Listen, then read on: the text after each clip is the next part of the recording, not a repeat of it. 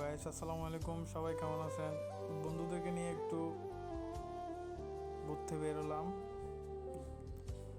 যাচ্ছি রাস্তার মাঝখানে দাঁড়ায় একটু দুষ্টুমি করলাম, দাঁড়াই তিন বন্ধু মিলে। তারপর আমরা গাড়িতে উঠলাম মনসাসমণি থেকে। এতটুকু ওঠার পরে যাচ্ছি, ড্রাইভার মামার গাড়ি চালাচ্ছে। হঠাৎ দেখলাম ড্রাইভার মামার লুঙ্গির কোমরে লাইসেন্স ঝোলা রাখছে। হঠাৎ দেখে অবাক, মামায় তাকে রাখছে আমাদের দিকে। এটুকু যাওয়ার পর করসিন নামছি। করসিন নামার পরে টানেলের গাড়িতে উঠলাম, উঠে দাঁড়ায় যাচ্ছি। তারপর টানেলের